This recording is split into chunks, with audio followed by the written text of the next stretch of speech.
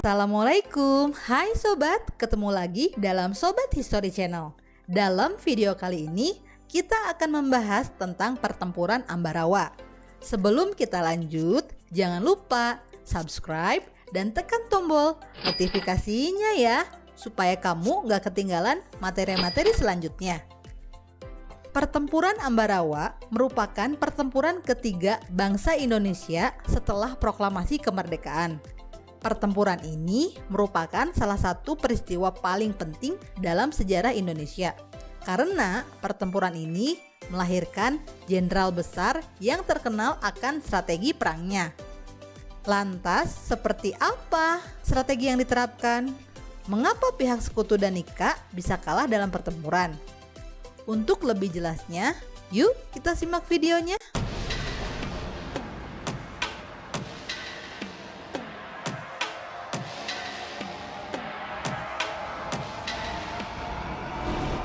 Latar belakang pertempuran Ambarawa. Peristiwa pertempuran di Ambarawa ini terjadi pada tanggal 20 November 1945 dan berakhir hingga tanggal 15 Desember 1945 antara pasukan TKR Indonesia melawan pasukan Sekutu Inggris. Ambarawa merupakan sebuah kota yang terletak di antara dua kota, yaitu Semarang dan Magelang, juga di antara Semarang dan Salatiga.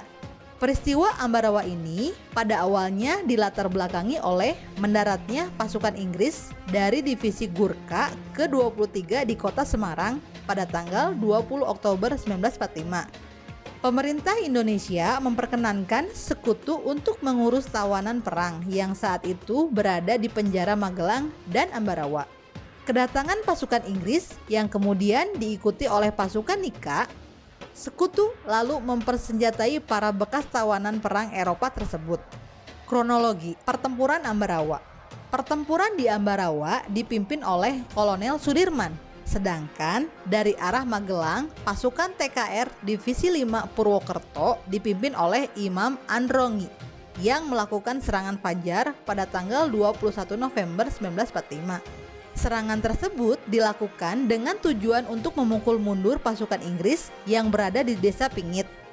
Pasukan yang dipimpin oleh Imam Androngi ini berhasil menduduki Desa Pingit dan melakukan perebutan terhadap desa-desa yang berada di sekitarnya.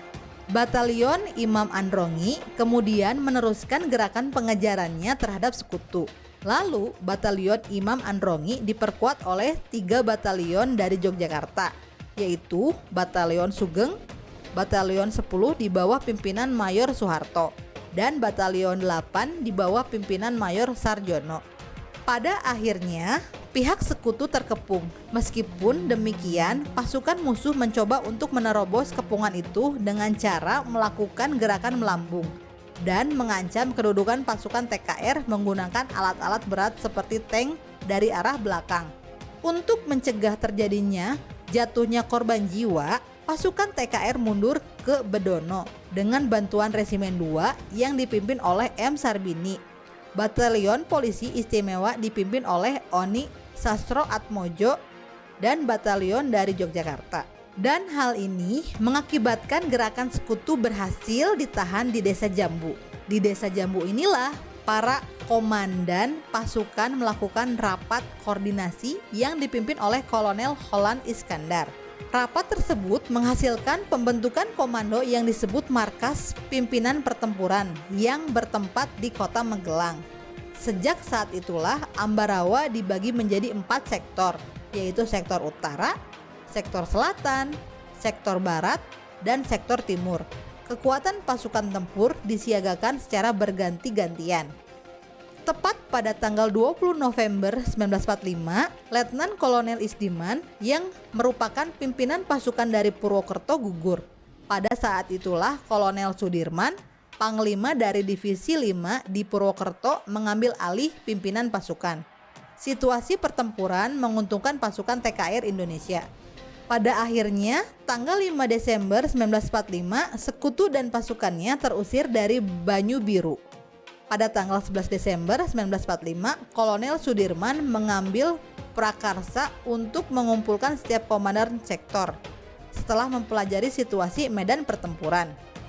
Dalam kesimpulan Kolonel Sudirman dinyatakan bahwa sekutu telah terdesak sehingga perlu dilaksanakan serangan yang terakhir. Rencana serangan terakhir tersebut disusun sebagai berikut. 1. Serangan dilakukan serentak dan mendadak dari semua sektor. 2. Setiap komandan sektor memimpin pelaksanaan serangan. 3. Pasukan Badan Perjuangan atau Laskar menjadi tenaga cadangan. 4.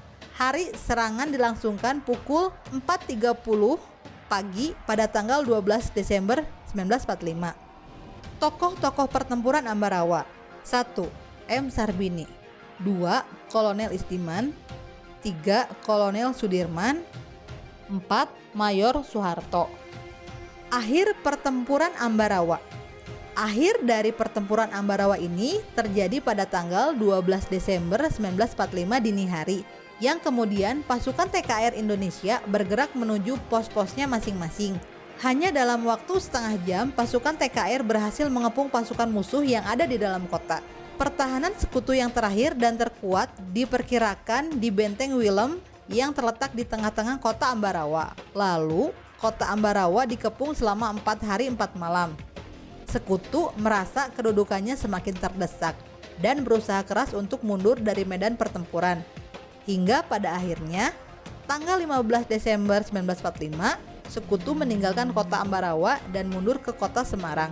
Kemenangan pertempuran Ambarawa ini mempunyai arti penting karena apabila musuh berhasil menguasai Ambarawa mengancam 3 kota sekaligus, yaitu Surakarta, Magelang, dan Yogyakarta sebagai markas tertinggi TKR. Dampak pertempuran Ambarawa.